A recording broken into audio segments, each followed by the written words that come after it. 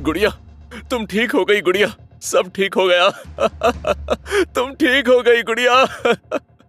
यति को भैरव की एक भी बात समझ नहीं आ रही थी, बल्कि वो तो अपने आप में ही उलझी खुद से बातें किए जा रही थी। आखिर क्यों हर मोड़ पर यह भैरव मुझे मिल जाता है, और आज तो मुसीबत में मैंने भी इसी का नाम लिया। क्या कोई पिछले जन्म का नाता है हम दोनों का? हे ईश्वर, ये पहेली सुलझा क्यों नहीं देते? अब मुझे घुटन होने लगी। कैसी हूं मैं? कुछ अच्छा करने जाती हूँ तो बुरा हो जाता है, और बुरा करने जाती हूँ तो अच्छा हो जाता है। अपनी पसंद से शादी की, वो धोखेबाज निकला, और जान देनी कही तो आपने मुझे बचा लिया। क्यों भला? ताकि आपकी दुनिया में रहकर दुख झेलूं। इधर भैरव को जब यति की ओर से कोई जवाब नहीं मिला तो उसके जख्म फिर से हरे हो गए।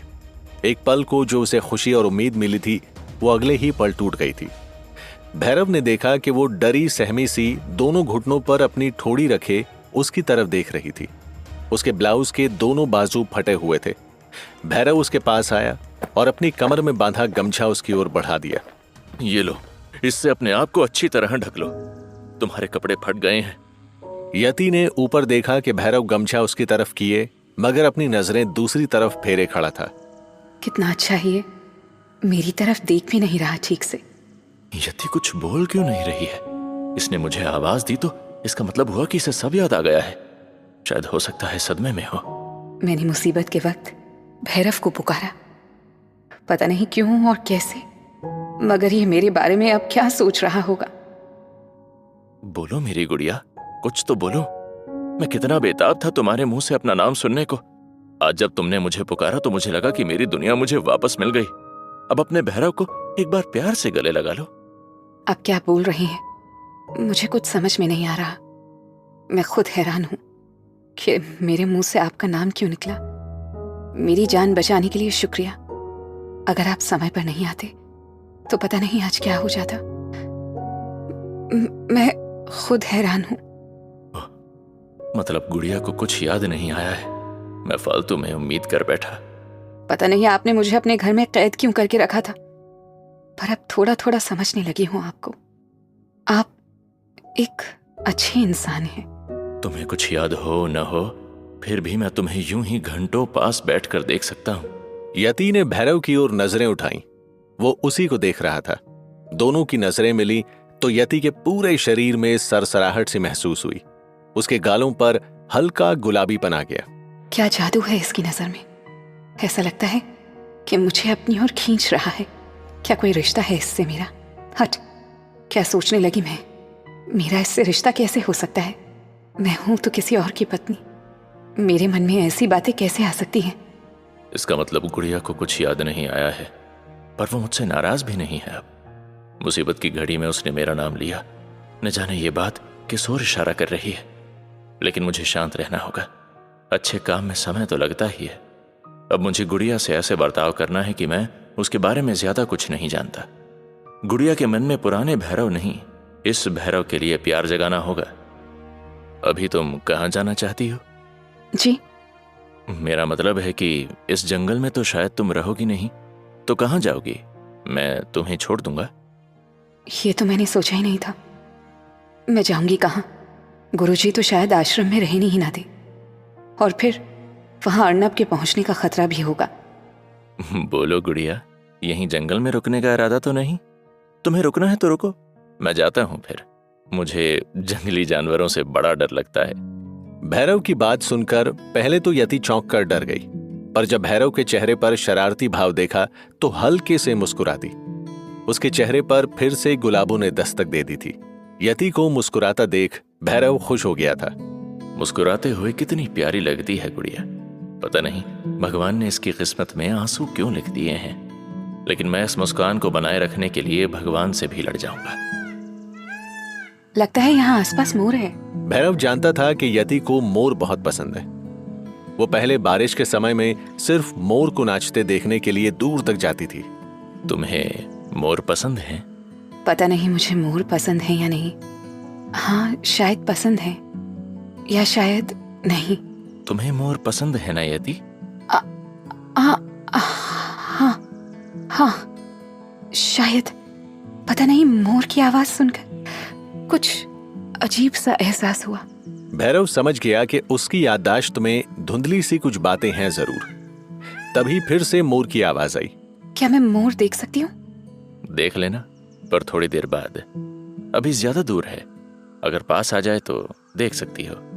जंगल घना है, आगे नहीं जा सकते। यति ने बच्चे की तरह सिर हिला दिया। तभी उसे महसूस हुआ कि उसके कंधे पर पानी की कुछ बूंदें गिरी। फिर उन बूंदों की रफ्तार बढ़ने लगी। तेज बारिश शुरू हो गई थी।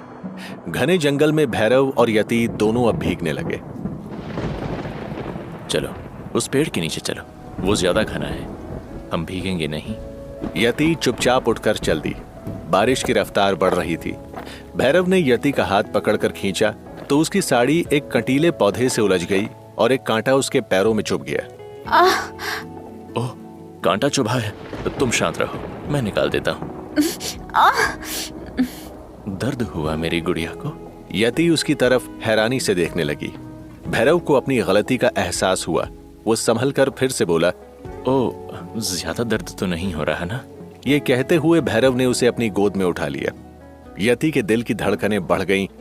वो अब भैरव की सांसों को महसूस कर पा रही थी।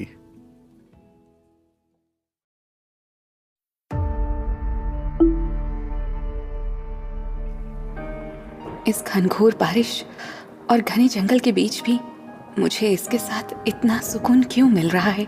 ऐसा लगता है कि मुझे कुछ भी हो, ये मुझे बचा लेगा। कभी सोचा नहीं था कि मैं और गुड़िया ऐसे अनजानों की तरह इस घने जंगल में रहेंगे। यति के मन में कई सवाल थे जो वो भैरव से पूछना चाहती थी, पर उसकी हिम्मत नहीं हो रही थी। भैरव के साथ अकेले वक्त गुजारने में वो अब थोड़ा सहज हो गई थी। क्या करूं? पूछूं इससे? लेकिन कहीं ये फिर से मुझे उठाकर अपने घर में बंद तो नहीं कर देगा? क्या सोच रही हो यति? क्या मुझसे कुछ पूछना चाहती हो? ये मन को पढ़ना भी जानता है क्या? इसे कैसे पता चला कि मुझे कुछ पूछना है? कुछ तो राज है हमारे बीच। बोलो यति, तुम्हारे मन में कुछ सवाल हैं? ये तुम्हारे चेहरे पर साफ दिख रहा है। हाँ, मेरे मन में सवाल है, पर मुझे पूछते हुए थोड़ा डर लग रहा है। कहीं तुम फिर से मुझे कैद तो नहीं कर लोगे? फिर से उस कमरे में बंद तो नहीं कर दोगे ना? ये कैसी मजबूरी है हमारी यति? तुम्हें मुझसे डर लगने लगा है कि कहीं मैं तुम्हें कैद ना कर लूं। नहीं यति, मैं तुम्हें कुछ नहीं करूंगा। पूछो जो पूछना चाहती हो। आपने मुझे बंद करके क्यों रखा था? मैं इतना तो समझ गई थी कि आप अर्नब से मेरी जान बचाना चाहते थे, लेकिन आप हैं कौन और आप मेरी जान क्यों बचाना चाहते हैं? मैं बहुत उलझन में हूं। मुझे मेरे सवालों के जवाब दीजिए। जवाब दूंगा, पर यह सही वक्त नहीं है। समय आने पर मैं तुम्हें सब कुछ सही सही बता दूंगा। पर कब और कैसे? आपको इतना यकीन कैसे है कि हम फिर मिलेंगे? अब भी उतनी ही जिद्दी हो तुम, बिना जाने मानोगी नहीं। अब भी? मतलब क्या आप मुझे पहले से जानते हैं? तुम गुड़िया हो, मेरी गुड़िया। हम दोनों एक दूसरे से बहुत प्यार करते हैं, पर अभी तुम्हें कुछ याद नहीं है। लेकिन मुझे क्यों कुछ याद नहीं है? मैं तो तुम्हें पहचानती भी नहीं। भैरव की आंखें भी भर आईं। वो भी फूट फूट कर रोना चाहता था, पर उसने खुद को रोक लिया। क्या कहता वो? मैं क्या करूं? मुझे कुछ भी याद नहीं है, कुछ भी नहीं। हे ईश्वर, और कितनी मुश्किलें लिखी हैं मेरी किस्मत में तूने। मत रो यति, शायद भगवान हम दोनों की परीक्षा ले रहे हैं। हमें शांति रखनी होगी, समय के साथ सब ठीक हो जाएगा। अब तक बारिश भी रुक चुकी थी, लेकिन यति की आंखों से आंसुओं की बरसात कम नहीं हुई थी। वो अभी झड़ी लगाए हुए थी। अब तुम चुप हो जाओ, देखो बारिश भी रुक गई। लेकिन अब कहाँ जाऊं मैं? अर्नब के घर वाले तो मेरी जान के दुश्मन हैं। गुरुजी अब आश्रम में रखेंगे नहीं। भैरव के साथ जाऊं क्या? हो सकता है इस बार वो मुझे कमरे में बंद ना करे। यति, फिर किस सोच में हो? बारिश रुक गई है, अब हमें यहाँ से निकलना चाहिए। हाँ, हाँ, पर तुम बताओ तुम्हें कहाँ जाना है? मैं छोड़ दूंगा। अपने घर में और कैद करके तो नहीं रख सकता। तुम उसे कहीं मत छोड़ो भैरव, हम आ गए हैं अपनी पत्नी को लेने, चाहे चरित्रहीन कुलटा ही सही, है तो मेरी पत्नी ही। का रे कुलच्छनी, का कर रही थी इस घना जंगल में इस भैरवा के साथ? कौन है ये भैरवा तुमरा? यार लागे है का? खूब रंगरलियां मनाई जा रही हैं जंगल में। बस करो, यति के लिए ऐसी बातें नहीं कर सकते तुम लोग। क्यों नहीं कर सकते? जो औरत शादी की पहली ही रात घर से भाग जाए और जाने उसके बाद कहां कहां रातें गुजारे, उसे और क्या कहेंगे? मैं इस शादी को नहीं मानती अर्नब। मैं तुम्हारे साथ नहीं जाऊंगी। हमारे साथ ना ही जाओगी तो जाओगी कहाँ? हाँ, बढ़िया ये शादी को ना ही मानने वाली। अर्नब ने यति का हाथ पकड़कर खींचा तो वो गिर गई और चोट से करहाने लगी। यति को तकलीफ में देख भैरव गुस्से से तमतमा गया। उसने अर्नब के चेहरे पर एक घूंसा जड़ दिया। अर्नब की चीख निकल गई। तुम्हें तो मैं अभी बताता हूँ। तभी किरण देवी यति का हाथ पकड़कर खींचने लगी। यति ने उसे धक्का दे दिया तो वो गिर पड़ी और उनको चोट आ गई।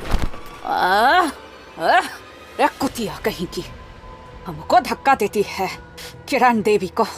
रे अर्नब, ले चलो इको उठाकर हवेली में, फिर दिखाते हैं इको कि हमको धक्का देने का परिणाम क्या होता है। ये सुनकर यति डर गई और भागकर भैरव के पीछे जाकर छुप गई।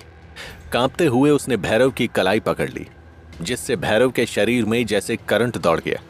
वो जाना पहचाना एहसास जो यति के छूने से उसे हमेशा हुआ करता था, वो महसूस होते ही उसके अंदर न जाने कैसा जोश पैदा हो गया।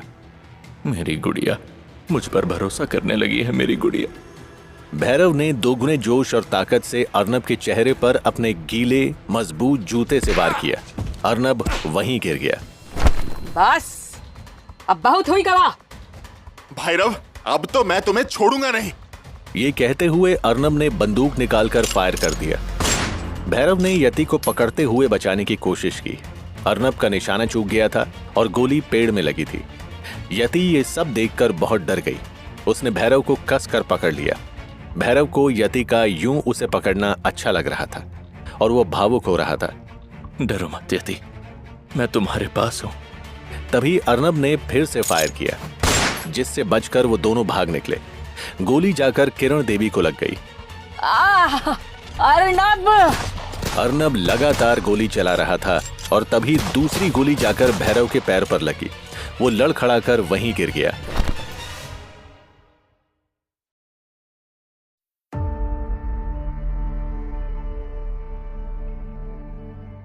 नहीं, भैरव उठो। भैरव, हमें यहाँ से निकलना होगा। उठो भैरव। यति ने लड़खड़ाकर गिरते हुए भैरव की तरफ अपना हाथ बढ़ाया, लेकिन उसे थाम न सकी। देखते ही देखते भैरव बेहोश हो गया। ये देख अर्नब हंसने लगा। बड़ा याराना लगता है। चलो चलो, बात हो गई तुम्हारी मटर गश्ती, अब मेरे साथ चलो। चाहे कुछ भी हो जाए अर्नब, मैं तुम्हारे साथ नहीं जाऊंगी। मैं पूछ नहीं रहा हूँ, बिना बहस किए चुपचाप गाड़ी में बैठ जाओ, वरना। वरना? वरना क्या? ओह, तो अब तुम्हारे मुंह में भी जुबान आ गई है। फिर भी बता देता हूँ, वरना ये कि तुम्हारे इस यार को यहीं ढेर कर दूंगा, समझी? अब तो ये लंगड़ा हो गया है, भाग भी नहीं सकता। तब यति ने कुछ सोचा और उसकी आंखों में बेबसी के आंसू भर आए। वो अपने आप से कहने लगी, जिस इंसान ने अपनी जान पर खेलकर मुझे डाकुओं से बचाया, मैं उसे इस हाल में अकेला छोड़कर नहीं जा सकती। देखो अर्नब, तुम अगर जिंदा रहना चाहते हो तो यहाँ से चले जाओ, वरना मुझसे बुरा कोई नहीं होगा। तुझसे बुरा कोई है भी नहीं, बदचलन औरत। लेकिन तब भी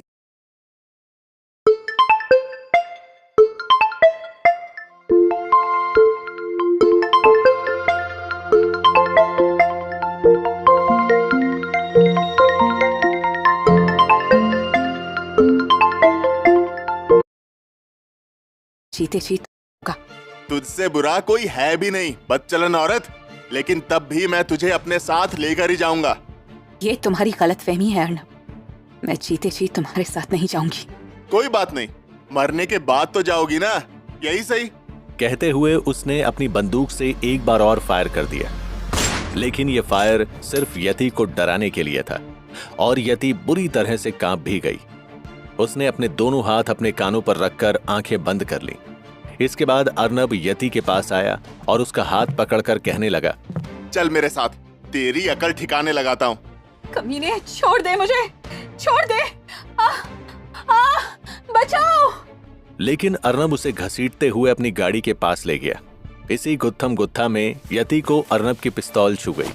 उसने बिजली की तेजी से अर्नब के हाथ से पिस्तौल छीन ली। ये बच्चों का खिलौना नहीं है यति, पिस्तौल वापस करो। अच्छी तरह जानती हूँ अर्नब कि ये बच्चों का खिलौना नहीं, मौत का सामान। अगर तुझे अपनी जान प्यारी है तो भाग जा यहाँ से, नहीं तो मरने के लिए तैयार हो जा। अर्नब ने सोचा वो दौड़कर यति के हाथ से पिस्तौल छुड़ा लेगा, लेकिन वो चिल्लाते हुए यति के पास आने के लिए जैसे ही दौड़ा, यति ने घोड़ा दबा दिया। बंदूक सीधे अर्नब के पेट में लगी और वो दर्द से तड़पते हुए वहीं गिर गया और यति दौड़कर दर्द से बेहोश पड़े भैरव के पास पहुंची। उसने देखा कि भैरव का बहुत खून बह गया था।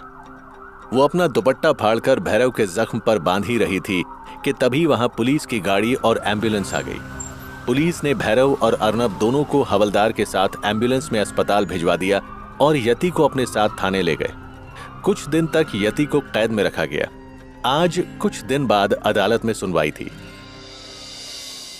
आज जहां यति को कटघरे में खड़ा किया गया था, भैरव और अर्नब भी अदालत में पुलिस के साथ मौजूद थे। ऑर्डर ऑर्डर, अदालत की कार्यवाही शुरू की जाए। मिसेस अर्नब, नहीं, मिसेस भैरव। खैर, आप जो भी हैं, पहले गीता पर हाथ रखकर कसम खाइए कि आप जो भी अदालत में कहेंगी सच कहेंगी, सच के सिवाय कुछ नहीं कहेंगी। यति ने डर से कांपते हुए अपने दोनों हाथों को गीता के ऊपर रख दिया। मैं जो भी कहूंगी सच कहूंगी, सच के सिवा कुछ नहीं कहूंगी। सबसे पहले तो ये बताइए, आपने मिस्टर अर्नब पर गोली क्यों चलाई? वो मुझे जबरदस्ती अपने साथ ले जाना चाहता था। आप उनकी पत्नी हैं, फिर आपको उनके साथ जाने में क्या दिक्कत थी? नहीं, ये झूठ है कि मैं उसकी पत्नी हूँ। पर सबूत और गवाह तो कहते हैं कि आप उसकी पत्नी हैं। नहीं, ये सब झूठ है। मैं अर्नब की पत्नी नहीं हूँ। माय लॉर्ड, मैं यति के पति अर्नब को कटघरे में बुलाने की इजाजत चाहता हूँ। इजाजत है। अर्नब दूसरे कटघरे में आकर खड़ा हो गया। उसे भी गीता की शपथ दिलवाई गई। मिस्टर अर्नब, आपका कहना है कि ये मिसेस यति आपकी पत्नी है? जी साहब। मगर वो इस बात से इनकार कर रही हैं। इसका क्या कारण है? दरअसल इसमें यति का कोई दोष नहीं, ये खराबी उसके खून में ही है। उसकी माँ नंदिनी भी शादी से पहले किसी और के साथ भाग गई थी और फिर जब पेट से हो गई और प्रेमी ने ठुकरा दिया तो किसी सीधे साधे बंदे को पकड़कर शादी कर ली। ये झूठ है। जब आपसे पूछा जाए तब जवाब देना। अभी आप चुप रहिए। वकील अब अर्नब की तरफ मुखातिब होकर कहने लगा, हाँ तो मिस्टर अर्नब, आपके पास कोई सबूत है जिससे आप ये साबित कर सकें कि मिस यति आपकी पत्नी है? जी साहब, अभी देता हूँ। ये सारे सबूत मेरी शादी के हैं, लेकिन उसी रात यति मुझे बेहोश करके मेरे सारे पैसे और जेवर लेकर अपने यार के साथ भाग गई थी। ये सुनकर कोर्ट में बैठे लोग ठहाका लगाकर हंसने लगे और यति को देखकर कानाफूसी करने लगे। भैरव बहुत देर से ये बहस सुन रहा था। वो अपने जबड़े और मुट्ठी भींचकर अपने आप को काबू किए हुए था, लेकिन जैसे ही उसने ये सुना तो दहाड़ कर कहने लगा, ये क्या बकवास चल रही है? ये सब झूठ बोल रहे हैं जज साहब। मेरी यति ऐसी नहीं है। ऑर्डर ऑर्डर, अदालत की तौहीन बर्दाश्त नहीं की जाएगी। आपको जो भी कहना है अपनी बारी आने पर कहना। इसके साथ ही पुलिस वालों ने पकड़कर उसे वापस बेंच पर बिठा दिया। उस वकील ने कुछ फोटो जज साहब की टेबल पर रख दिए। माय लॉर्ड, ये कुछ गवाह और सबूत हैं। दरअसल मिस यति एक निहायत ही बदचलन और शातिर महिला हैं, जो अपने प्रेमी भैरव के साथ मिलकर बड़े बड़े रईस लोगों को फंसाकर उनसे शादी करती हैं और सुहाग रात को उन्हें बेहोश करके उनकी सारी जमा पूंजी लेकर फरार हो जाती हैं। ये सुनकर भैरव के सब्र का बांध टूट गया। वो जोर से चिल्लाया, झूठ है ये, बिल्कुल झूठ। मेरी गुड़िया बिल्कुल मासूम है, उसकी कोई गलती नहीं है, उसने कुछ नहीं किया। आपका यति से क्या रिश्ता है? वो मेरी पत्नी है जज साहब। भैरव के इतना बोलते ही कोर्ट में कानाफूसी शुरू हो गई।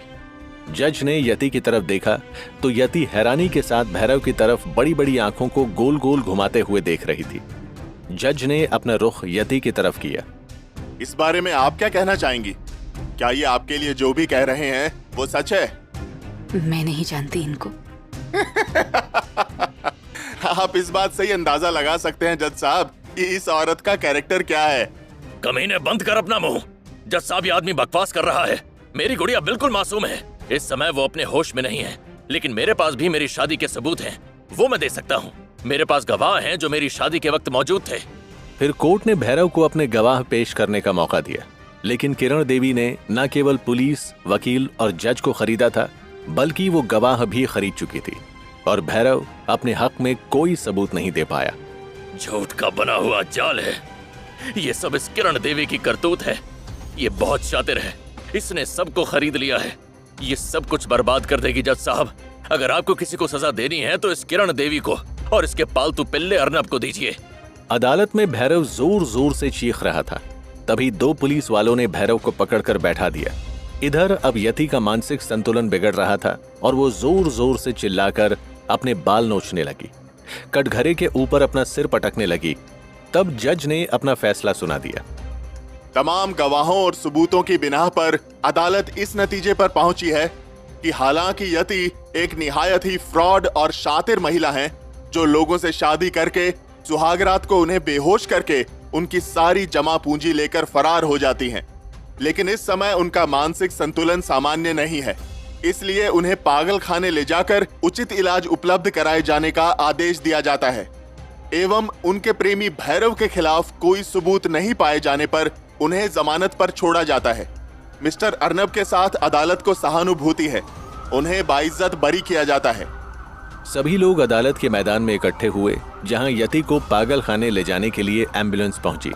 उसे खींचकर जबरदस्ती एम्बुलेंस में बिठाया जाने लगा और वो चीख चीख कर भैरव को आवाज दे रही थी। नहीं, भैरव, भैरव, मुझे बचा लो, मुझे बचा लो भैरव।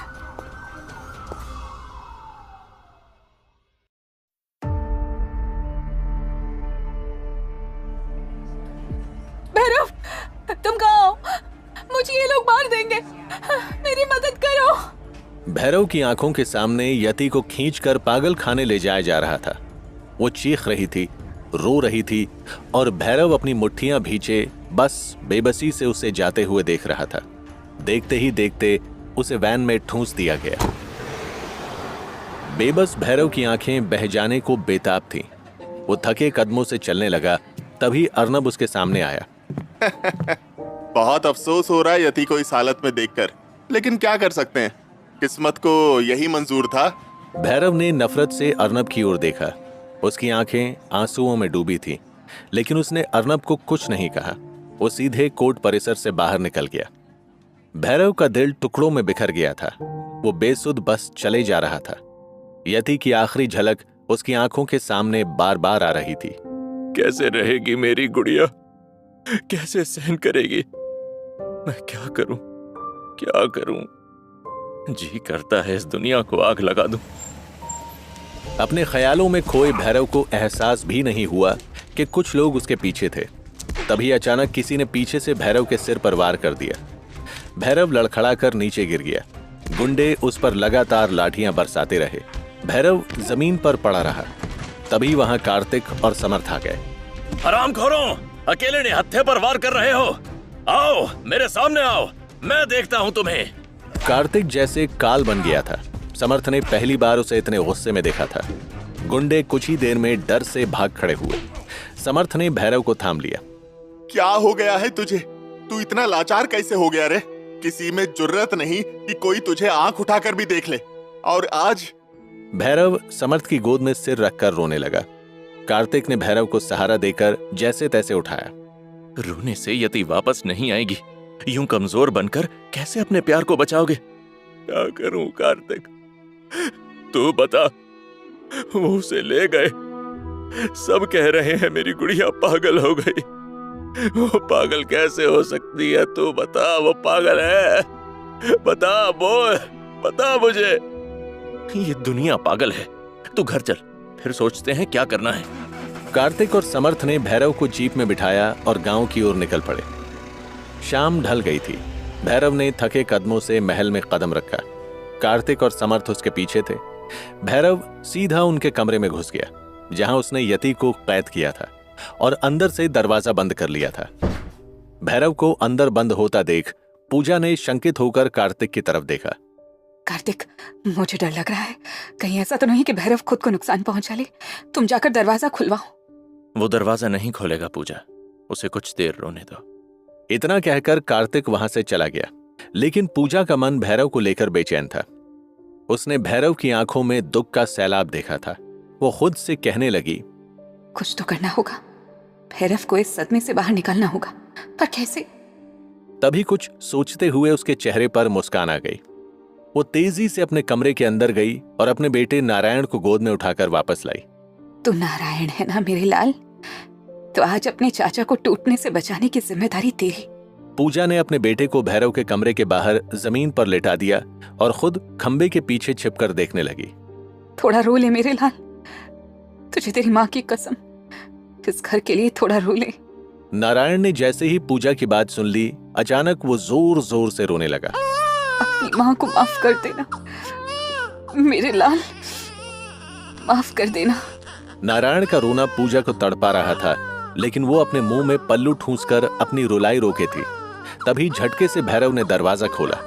जैसे ही उसकी नजर नारायण पर पड़ी, भैरव ने उसे गोद में उठा लिया और सीने से चिपकाकर चिल्लाया, कैसी लापरवाही है ए कार्तिक। भैरव की तेज आवाज सुन नारायण और जोर से रोने लगा। हड़बड़ाकर भैरव उसे गोद में धीरे धीरे झुलाने लगा। तू भी मेरे साथ रो रहा है रे। मत रो, मत रो। देख, मैं भी चुप हो गया, तू भी चुप हो जा अब। देख मुझे। तभी नारायण ने भैरव का कुर्ता पकड़ लिया और मुस्कुराने लगा। भैरव उसकी मुस्कुराहट देख अपने होंठ दबाकर अपनी सिसकियों को रोकने की कोशिश करने लगा। बड़ा खिलाड़ी है रे तू, मुझे भी चुप करा दिया। ऐसे ही मेरी गुड़िया है, न गुस्सा होने देती न रोने देती है। चल चल हम खेलते हैं। पूजा ने देखा भैरव की आंखों में अभी भी आंसू थे, लेकिन वो मुस्कुरा रहा था। जानती हूँ भगवान, मैं पापी हूँ, लेकिन फिर भी दिल से भैरव की खुशियां मांग रही हूँ। अगली सुबह भैरव ने खुद का हुलिया सुधारा और शहर की तरफ निकल गया। कुछ ही घंटों में पागल खाने के सामने पहुंचा। वो मन ही मन बुदबुदाने लगा, मैं आ गया गुड़िया, तुम अकेली नहीं हो। कुछ ही देर बाद भैरव यति से मिला। वो यति के सामने बैठा हुआ था और यति बच्चों की तरह उसे घूर रही थी। भैरव उसे अपने हाथ से खाना खिलाने लगा। अचानक यति ने भैरव की उंगली काट ली और हंसने लगी। उसे हंसता देख भैरव मुस्कुरा दिया। ऐसे ही खुश रहा करो मेरी गुड़िया। तुम तो नहीं लगी, तुम हंस रहे हो? नहीं, मुझे चोट नहीं लगी, बिल्कुल नहीं लगी। झूठ झूठ, मैंने तुम्हें काटा था। तुम्हें लगी है, तुम झूठ बोलते हो। तुम्हारी शिकायत कर लूंगी भैरव से। भैरव ने जैसे ही अपना नाम यति के मुंह से सुना, उसकी आंखें डबडबा गईं। तुम्हें मेरा नाम याद है? तुम मुझे कहीं ना कहीं अभी भी याद रखे हो। मैं तुम्हें वापस ला कर रहूंगा, वादा है गुड़िया। भैरव यति को प्यार से खाना खिला रहा था, तभी पीछे से किसी ने जोर से डंडा पटका। मिलने का टाइम खत्म, अब जाओ यहाँ से। यति ने चौंक कर पागल खाने के उस कर्मचारी को देखा और डर कर भैरव से लिपट गई। तुम नहीं जाना भैरव, ये मुझे बंद कर देंगे। मुझे तुम्हारे साथ रहना है। मैं आऊंगा, तुम्हें लेने जल्दी आऊंगा। अभी मुझे जाना होगा गुड़िया। भैरव यति से मिलकर वापस आ गया और आते ही नारायण के साथ खेलने लगा। सब भैरव को हंसता देख खुश हो गए। भैरव अब उदास नहीं रहता था। वो यति से मिलने जाता था और वापस आकर नारायण के साथ खेलता। एक दिन जब भैरव यति से मिलने पहुंचा तो यति को दूसरी महिलाओं के साथ खेलता देख वो चुपचाप दूर खड़ा हो गया। तभी भैरव के कान में यति की तेज आवाज आई, मांग लूंगी मेरी गुड़िया है, मैं भैरव को दूंगी। भैरव ने देखा यति एक गुड़िया हाथों में दबाए दौड़ रही थी और बहुत खुश थी। अचानक भैरव के दिल में दर्द सा उठा और उसकी आंखें छलक गईं। वो हादसा न होता तो तुम अपनी गुड़िया के साथ खेल रही होती गुड़िया, हमारे बच्चे के साथ, हमारी बेटी के साथ। भैरव इतना दुखी हो गया था कि यति से बिना मिले ही वापस लौट गया था, लेकिन यति ने उसे देख लिया था। वो खुशी से चिल्लाते हुए भैरव के पीछे दौड़ी। भैरव, भैरव देख तेरे लिए गुड़िया लाई हूँ, भैरव देख। लेकिन भैरव जा चुका था। यति के चेहरे पर उदासी छा गई। मुझे छोड़ के गया है ना, मैं भी चली जाऊंगी एक दिन।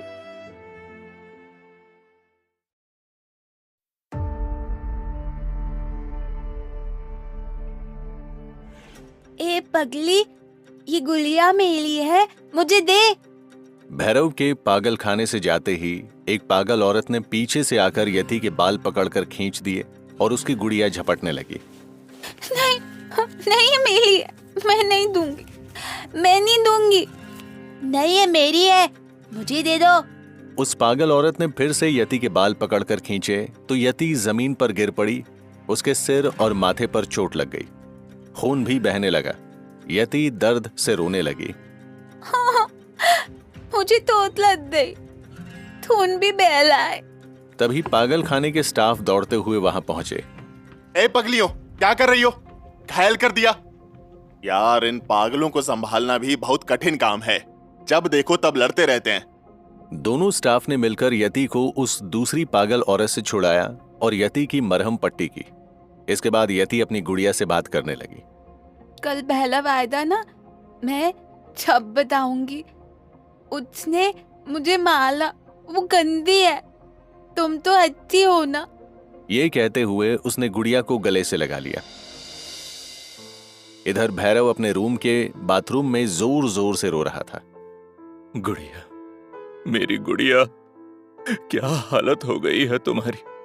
मैं क्या करूं कि सब कुछ पहले जैसा हो जाए। कहां तो मैं तुम्हें सब खुशियां देना चाहता था और कहां ये तुम पागल खाने में चली गई।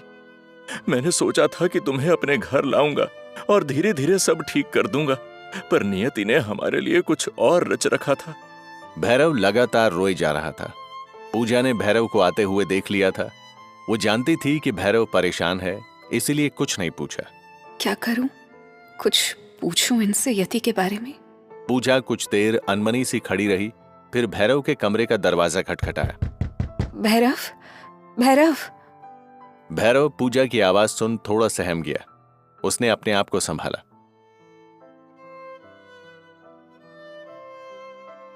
भैरव ने पानी से अपना चेहरा अच्छे से धोया और आईने में देखकर अपने बाल ठीक किए। नहीं, अभी मुझे खुद को मजबूत रखना पड़ेगा। मेरी वजह से पूरा परिवार परेशान हो जाता है। भैरव ने दरवाजा खोला तो पूजा पर नजर पड़ी। आप ठीक है ना? हाँ, मैं ठीक हूँ। यति कैसी है? हाँ, वो भी वैसी ही है जैसी पहली थी। पूजा के चेहरे पर मायूसी छा गई। भैरव ने वातावरण को सामान्य करने की कोशिश की। नारायण कहाँ है? पूजा को भैरव को मुस्कुराता देखना अच्छा लगा। हाँ, वो कमरे में है। कार्तिक वहीं है। आप भी चलिए ना, मैं चाय बना कर लाती हूँ। भैरव पूजा के कमरे की ओर बढ़ गया। कमरे में कार्तिक नारायण के साथ खेल रहा था। भैरव को देखते ही नारायण दौड़कर उसके पास आ गया। बाबा, बाबा, बाबा आ गए। भैरव ने नारायण को गोद में उठा लिया और उसके गालों को चूमने लगा। बाबा, बाबा तुम कहाँ गए थे? नारायण के बाबा घूम ही गए थे। नारायण क्या कर रहा था? हाँ, नारायण पापा को पिट्टी कर रहा था। ये कहते हुए नारायण ने कार्तिक की ओर उंगलियां दिखाई। भैरव हंसने लगा। अच्छा, और नारायण ने पापा की पिट्टी क्यों की? पापा घोड़ा नहीं बनने ना, इसलिए तुम भी पिट्टी करो पापा को। भैरव ने कार्तिक के कंधे पर हल्की चपत लगाई। ये लो और पिट्टी खाओ। तुम मेरे नारायण के लिए घोड़ा क्यों नहीं बने? कार्तिक ने भी भैरव और नारायण के अभिनय में साथ देते हुए रोने का अभिनय किया। मुझे माफ कर दो। बहुत चोट लग रही है, दर्द हो रहा है। अब आगे से कभी मना नहीं करूंगा। ये देखकर नारायण ताली बजाकर हंसने लगा। देखा, मेरी बात नहीं मानोगे तो बाबा से शिकायत कर दूंगा। हाँ, मुझसे पापा की शिकायत करना, मैं इसकी खबर लूंगा। बाबा, अब आप घोड़ा बनो। कार्तिक को लगा कि शायद भैरव का मन ना हो, तो वो झट से कहने लगा, अरे नारायण, यहाँ आओ, मैं बनता हूँ घोड़ा। नहीं नहीं, अब मुझे बाबा के घोड़े पर चढ़ना है। अरे कार्तिक, मैं बनता हूँ ना घोड़ा। आजा मेरा बच्चा। भैरव घुटने और हथेलियों के बल पर घोड़े जैसा बन गया और कार्तिक ने नारायण को उसकी पीठ पर बिठा दिया। भैरव धीरे धीरे चलने लगा। नारायण तालियां बजाता हुआ किलकने लगा। ये बाबा का घोड़ा, चल मेरे घोड़े, टिक टिक टिक। तभी पूजा हाथ में चाय और नमकीन की प्लेट लेकर आई। वो कमरे के दरवाजे पर खड़ी नारायण और भैरव को देख रही थी। भैरव के दर्द की दवा यति के बाद नारायण ही है। ईश्वर, जल्दी ही इनके जीवन में खुशियां भर दो। पूजा कमरे में आई और नारायण से कहने लगी, नारायण, अब बाबा को चाय पीने दो। चलो नीचे उतरो। नहीं नहीं, बाबा का घोड़ा मजेदार है। तुम भी आओ ना मम्मी। पापा तुम भी आओ घोड़े पर। ये सुनकर दोनों ने ठहाके लगाए। भैरव भी हंसने लगा। कार्तिक ने नारायण को भैरव की पीठ से उतारा और पूजा ने प्लेट से मीठी मठरी उठाकर नारायण के हाथ पर रख दी। वो खुश हो गया। पूजा भैरव की ओर देखते हुए कहने लगी, आप जब घर में नहीं होते हैं तो नारायण आपको ही खोजता रहता है, हर दम बाबा बाबा की रट लगाए रहता है। भैरव के चेहरे पर फीकी मुस्कान आई और दूसरे ही पल एक गम की रेखा भी। इधर गांव से दूर एक छोटे से मकान में कोई बूढ़ी औरत सुपारी काट रही थी। तभी किसी की आहट से उसके चेहरे पर मुस्कान आ गई।